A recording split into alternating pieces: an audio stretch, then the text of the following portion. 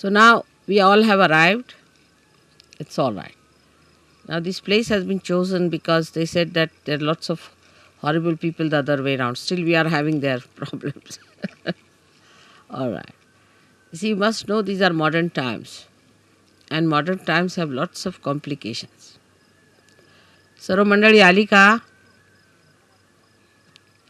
तर आधी इंग्लिशमध्ये सांगते आणि मग मी मराठीत सांगेन. कारण काय ह्या लोकांना अगदी काहीच समजत नाही, ते बरोबर नाही. In these modern times, a place which is supposed to be a holy place becomes the most unholy place. It's such a topsy-turvy condition these days. And when we are trying to establish something very fundamental, it's like a little seedling that has to come out of the stones. It has to fight lots of things, so we have to keep our brains intact and be sensible about everything and try to see what we can achieve through our patience and understanding. It's very important. Today I think is a very great day for all of us because this place is the place of Virat, of Sri Vithala. It's the place where Sri Vithala appeared to a devoted son. And when he asked him that you better stand on a break, he stood there. And they say that they stood there waiting. Some people say that the statues that we see came out of the Mother Earth on this sand. And that's what Pundarikaksh carried, saying that these are the ones who came to see me and my parents. I was busy with them.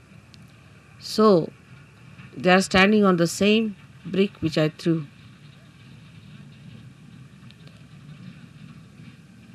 Now the whole story has to be taken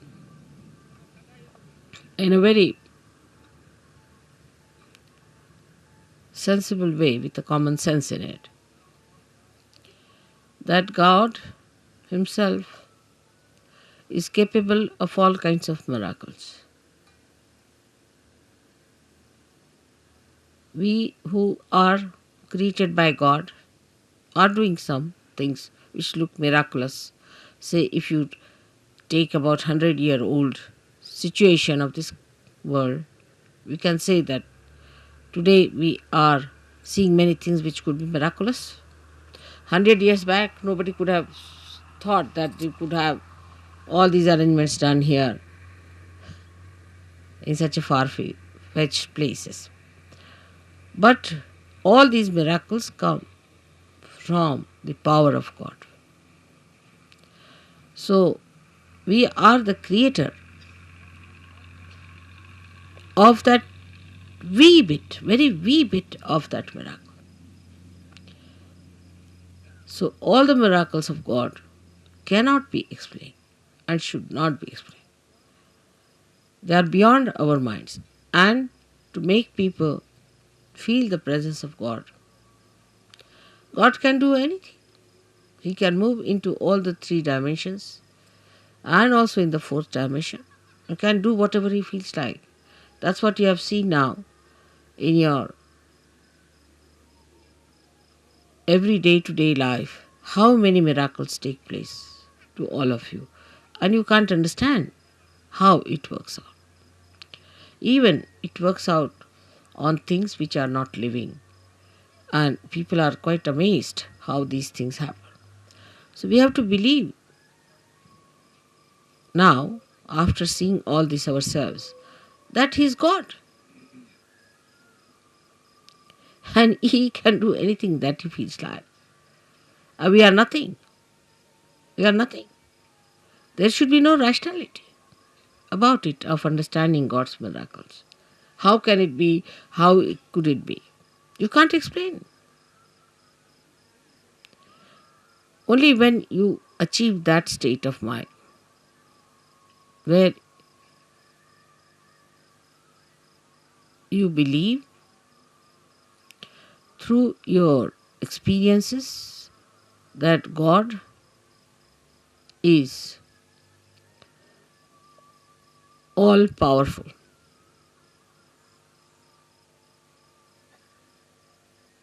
It's very difficult. This concept is very difficult because we are limited people. We have limited powers. We cannot understand how God could be all powerful because we haven't got the capacity. So, this God, who is our creator, who is our preserver, the one who desired that we should exist, who is our existence itself, is an all powerful God. All powerful. He can do whatever he likes with you. He can create another world. He can destroy this world. It's only if he has to desire. My idea of coming to Pandharpur for Shiv Puja was this, that Shiva represents the spirit. And the spirit is residing in all of you, in your hearts.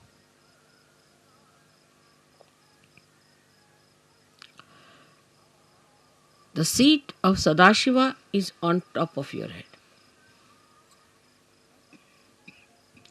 but is reflected in your heart. Now your brain is the Vittala.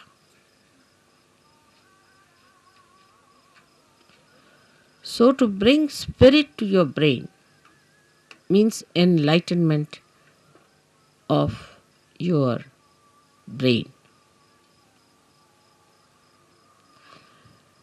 Enlightenment of your brain means the limited capacity of your brain has to become unlimited in its capacity to realize God. I will not use the word understand, but to realize God. How powerful He is, how miraculous He is, how great He is. The another is that the brain of man can create, of course, out of the dead. But when the spirit comes into brain, then you create living things, living work of Kundalini. Even the dead start behaving like living because you touch the spirit in the dead. Like the nucleus inside every atom or a molecule has the spirit of that molecule. And if you become your spirit, we can say the brain of a molecule or an atom is like the nucleus, body of the nucleus. But the one that controls the nucleus is the spirit that resides within the nucleus. So now you have got the attention or the body, the whole body of the atom, then the nucleus, and inside the nucleus is the spirit. In the same way, we have this body, the attention of the body. And then we have the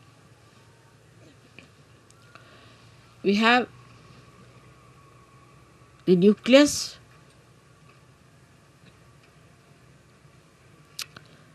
is the brain, and the spirit is in the heart. So the brain is controlled through the spirit. How?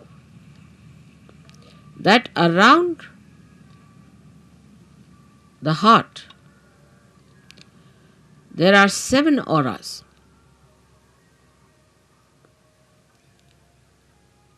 Which can be multiplied into any number. 7 raised to power 1600, which are the ones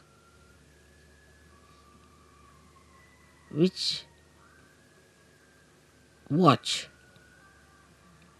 the 7 chakras raised to power 16,000, sorry. Now this spirit is watching through this aura. Watching, I am again saying watching. Through this aura. Can you sit down?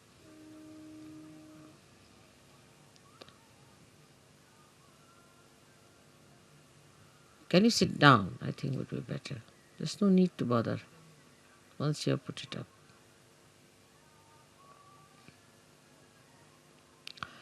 This aura is watching the behavior of your 7 centers in your brain. Is also watching all the nerves that are working in the brain. Watching again.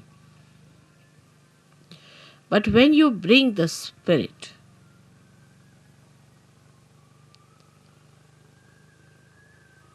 into your brain, then you go 2 steps ahead.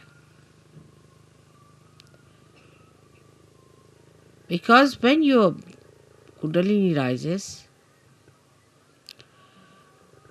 she touches the Sadashiva, and Sadashiva informs the spirit. Informs in the sense reflects in the spirit. So that's the first state where the watching auras start communicating to your different chakras in the brain and integrating it. But when you bring your spirit to your brain, this is the second state. Then you really become self-realized in the full way. In the full way. Because then yourself, that is the spirit, becomes your brain. Action is very dynamic. It opens then the 5th dimension in the human being. First, when you become realized, collectively conscious, and start raising the Kundalini, you cross the 4th dimension. But when your spirit comes into your brain, then you become the 5th dimension, means you become the doer.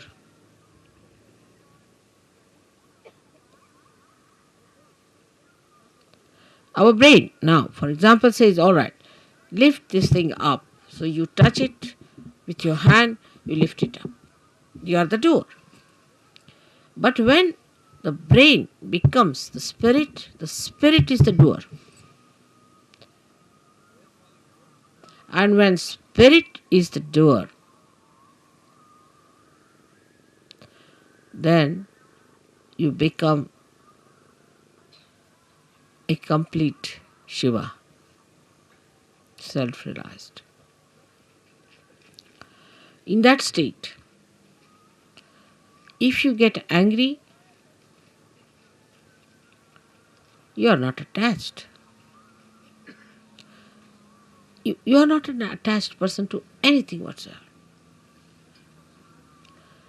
If you possess anything, you are not attached. You cannot attach because spirit is detachment. It's complete detachment. You don't bother about any attachments whatsoever.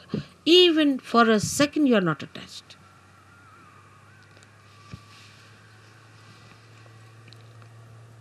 Now, I would say, to understand the detachment of spirit, we should study ourselves very well, clearly. How are we attached? We are attached, firstly, by our brain. Mostly by our brain. Because all our conditionings are in our brain and all our ego is also in our brain.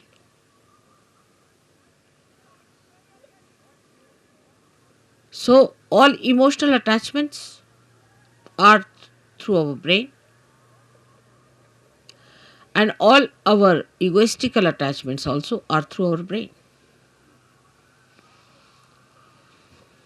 That's why it is said that after realization one must try to practice the Shiva Tattva by practicing detachment. जरा मला शाल दे. जसं शिवाची फार थंड असणार सगळं. Now, how do you practice this detachment? सगळ्यांना English समजताय ना थोडं थोडं? Because we get attached to something, of course through our brain, but through our attention. So we try to do what we call Chitta Nirodh, is to control your attention. Where is it going? In the practice of Sahaja Yoga, if you have to rise higher, you have to improve your own instrument and not the instrument of others. This is one thing one should know. For definite.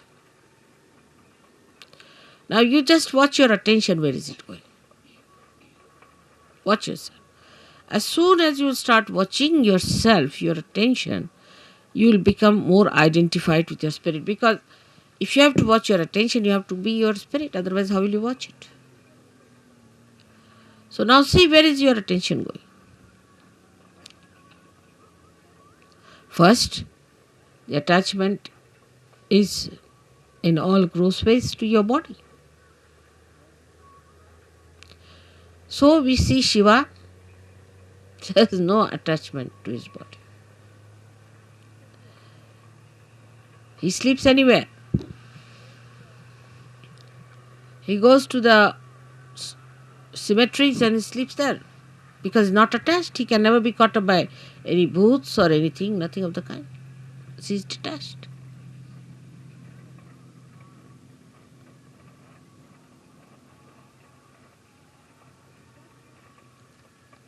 The detachment is to be watched and seen through your own attachments.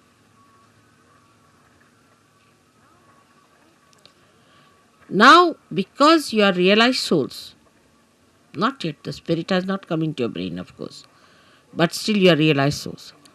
So what you can do is at least to watch your attention, you can do that. You can watch your attention very clearly by seeing where your attention is going. And then controlling your attention also you can do. Very simple. To control your attention, you have to just remove your attention from this to that. Try to change your priorities. all this has to be done now, after realization, a complete detachment. So the body demands comfort. Try to make body uncomfortable a little bit. Try. What you think it to be comfortable, try to make it little uncomfortable. That's why people went to Himalayas. See, coming to this place itself has caused us a lot of problems. But going to Himalayas, you can imagine. So after realization, they used to take their body to Himalayas. All right, go through all this. Let's see how you act. So what you call the penance side starts now. In a way, it's a penance which you can do very easily because now you are realized souls. With enjoyment, little. Try to make this body. For Shiva, it doesn't matter whether he is in a cemetery or in his own Kailasha or anywhere.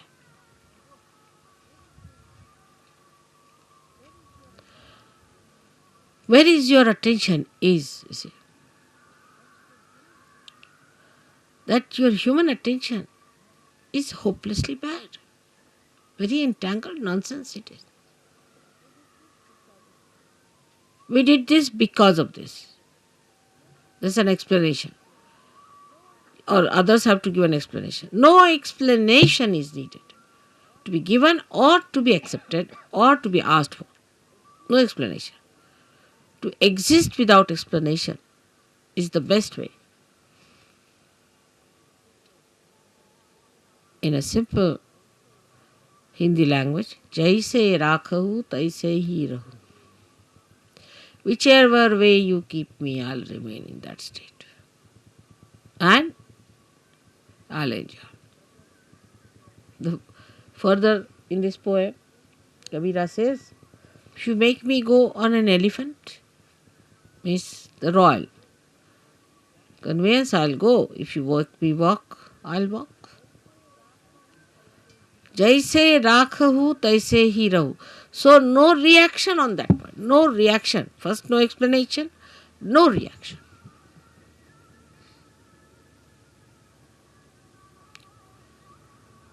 Now, second is about food. So that's the first seeking human beings had as animals. No attention on food. Whether you have salt or not, whether you have this or that, no attention on food.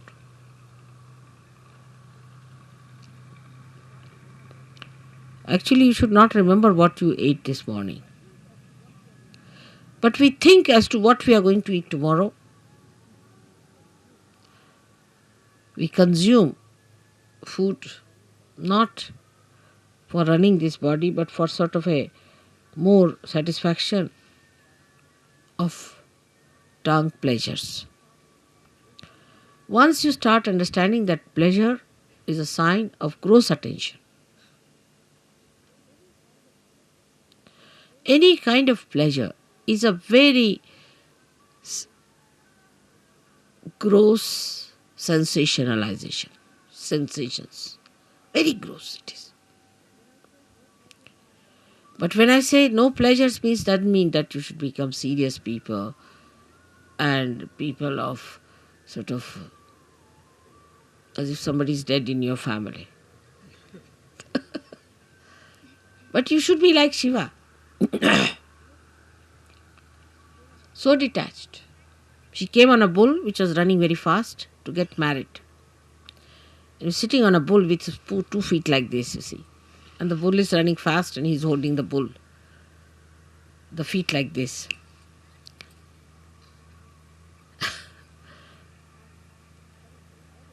And he's coming for his wedding. And with him are coming people with one eye, without noses, all kinds of funny people coming with him. And his wife feeling quite embarrassed at the nonsensical things people are talking about Shiva. He's not bothered. What's his reputation would be this thing. But that doesn't mean that you become hippies. You see, this the problem is that once you start thinking like that, you become hippies. Many people believe that if you try to behave like Shiva, you become Shiva. Many believe that way. That if you take ganja, you become Shiva, because Shiva is to take ganja, because he was consuming all that to finish off from this world. For what does it matter whether it's a ganja or anything? Give him anything, he'll never get drunk. No question. He's consuming all that. Or they think if they live like Shiva, the way he was detached about things, least bothered about his appearances. What appearance Shiva needs is that whatever he appears as is beauty. He doesn't need anything to be done.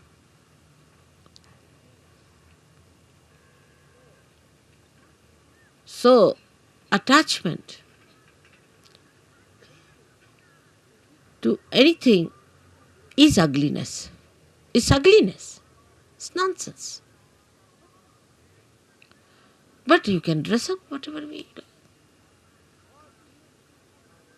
Or even if you are in the most ordinary dress, you look the most magnificent person. But it's not that if you say that, all right, so in these circumstances, let us go about on one sheet wrapped around. The beauty that has evolved within you through spirit gives you that power that you can wear whatever you feel like. Makes no difference to your beauty. Your beauty is there all the time. But have you achieved that state? And that state only you achieve when your spirit enters into your brain. With ego-oriented people is more difficult.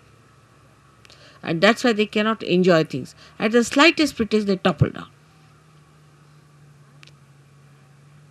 And spirit, which is the source of joy, just doesn't come. Doesn't show.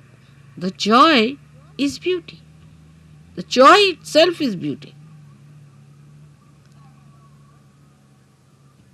But that is a state one has to achieve. Attachments come by various methods. If you go a little ahead with it, then you have attachments of your family. What will happen to my child? What will happen to my husband? What will happen to my mother, to my wife? This, that nonsense. Who is your father and who is your mother? Who is your husband and who is your wife? For Shiva, he doesn't know all these things. To him, he and his power are inseparable things. So he stands as singular personality. There's no duality. When there is duality, then only say, my wife. You can't say, my nose, my ears, my hands. My. Go deep down. Till you say my, there is some duality.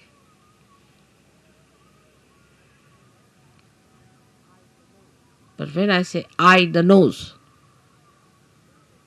then there is no duality. Shiva the Shakti, Shakti the Shiva, there is no duality. But we live throughout on our duality, and because of that there is an attachment. If there is no duality, what is the attachment? If you are the light and you are the lamp, then where is the duality?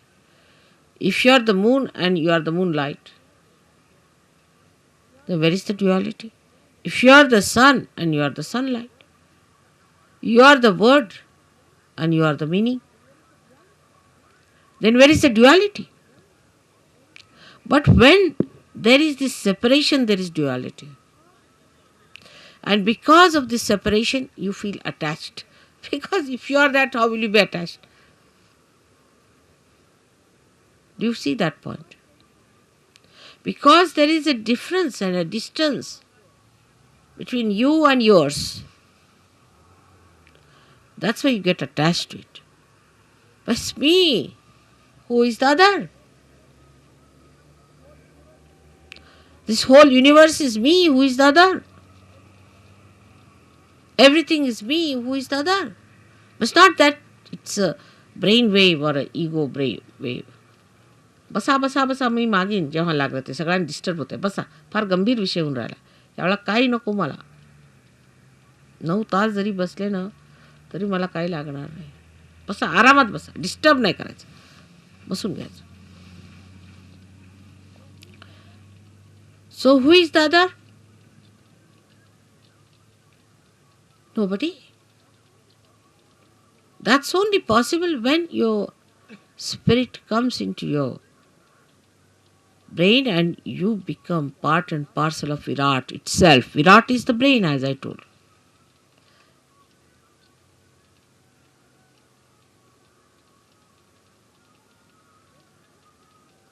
Then everything that you do, when you show your temper, when you show your affection, when you show your compassion, anything, is the spirit that is expressing.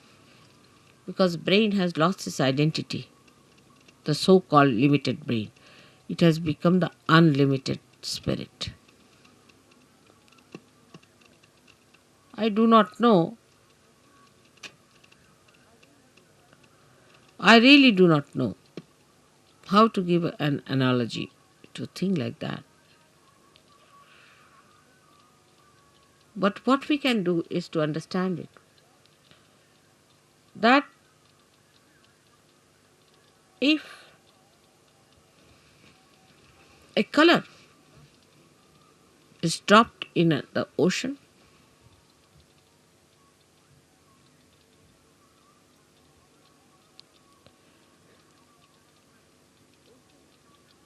the ocean becomes colorful.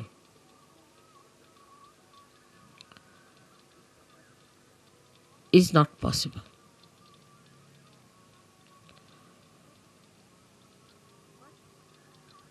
But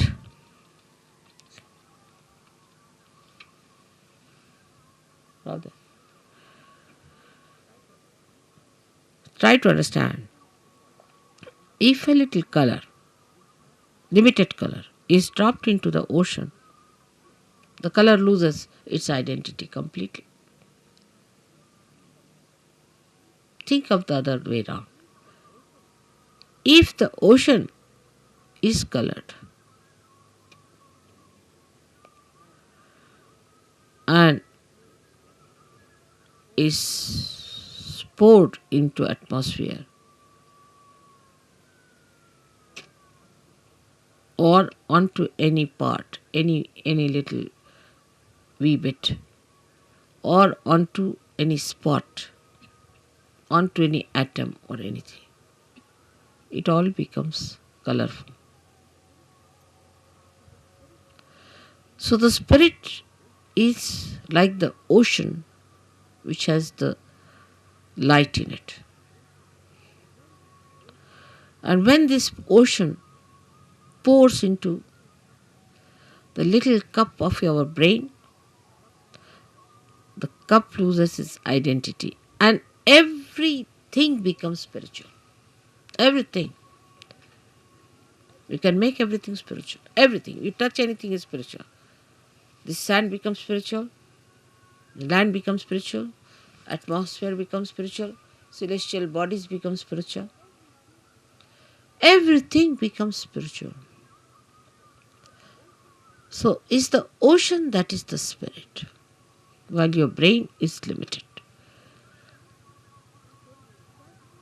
So the detachment from your limited brain has to be brought in. All limitations of brain should be broken so that when this ocean fills that brain, it should break that little cup.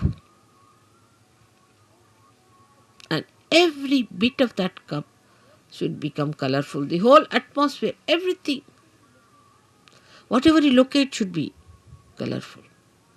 Color of the spirit. is the light of the Spirit. And this light of the Spirit acts, works, thinks, coordinates, does everything. This is the reason today I decided to bring Shiva Tattva to the brain. The first procedure is to take your brain towards the Shiva Tattva by telling it, see, where are you going, Mr. Brain? You're putting attention to this, you're putting attention to that. Getting involved now, detach. Become the brain yourself, only the brain. Detach. And then take this detached brain, completely filled with the color of the Spirit. It will automatically happen. As long as you will have these limitations to your attention, it will not happen. So one has to really deliberately do this tapasya. Every individual. I'm with you. So you don't need any puja that way. But that state has to be achieved. And for achieving that state, you need the puja.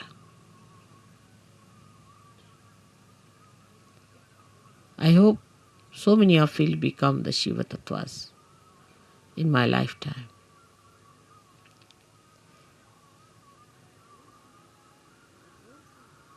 But don't think I'm asking you to suffer. There is no suffering in this kind of an ascent. If you understand that this is the complete joy state, that is the time when you become Nirananda. That's the joy named in the Sastrara. The name of the joy is Nirananda, and you know your mother's name is Nira. So you become Nirananda.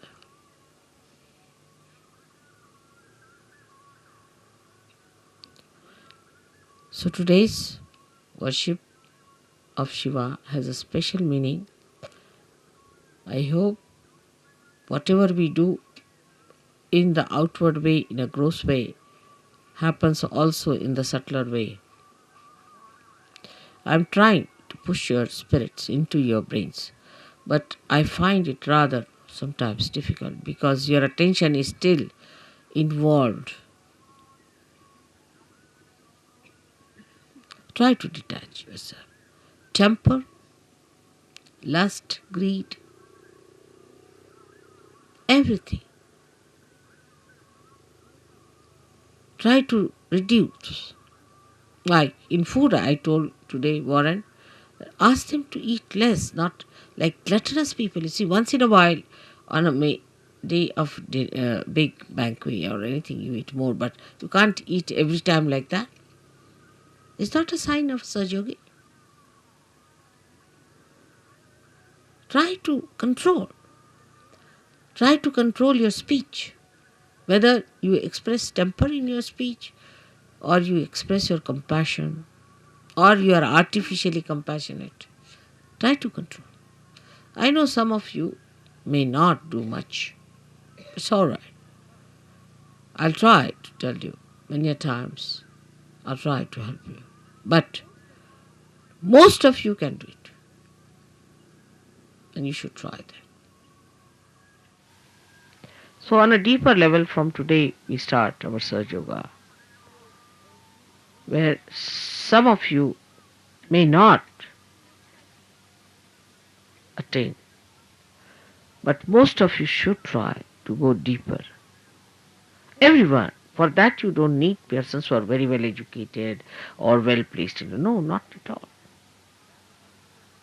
But people who meditate, dedicate, go deeper, because they are like the first roots which have to reach for others much deeper, so that others can follow.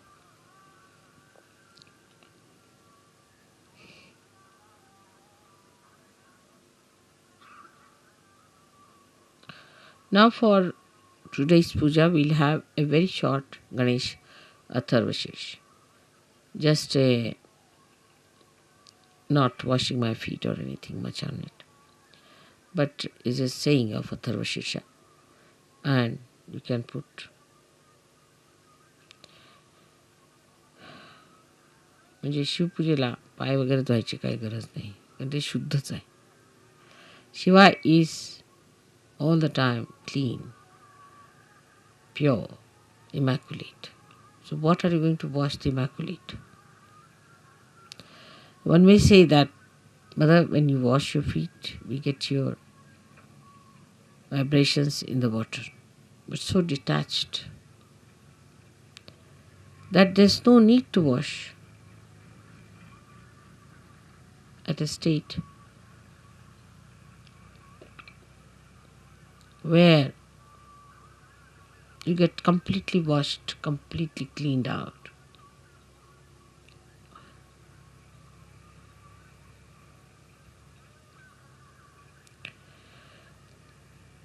Then we'll have a Devi Pujan, because Gauri, who is virgin, is to be worshipped. So we'll say the 108 names of the Virgin.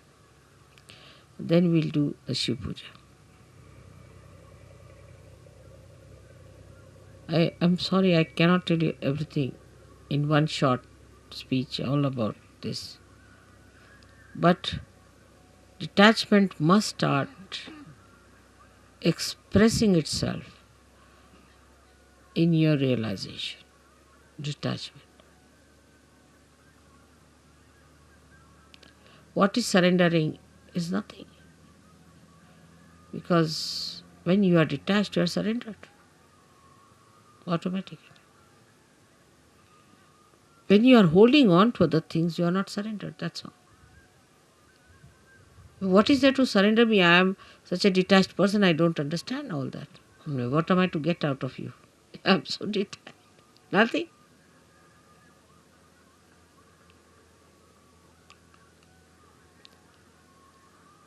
So today I hope we all pray that, O Lord, give us strength and that source of attraction by which we give up all other attractions of all the pleasures of joy, of ego, of everything that we think of. But we should fall into the pure joy form of the Shiva Tattva. Absolutely. I hope I have been able to explain to you why I am here today and why today is a very big day. You all who are here are especially very lucky people who should think that God has been kind to you, that He has chosen you today to be here to listen to this.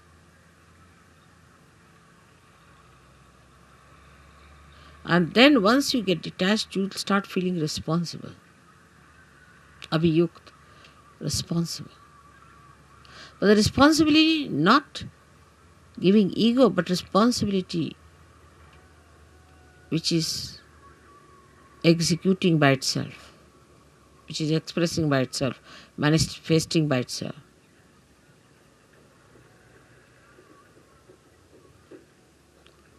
May God bless you.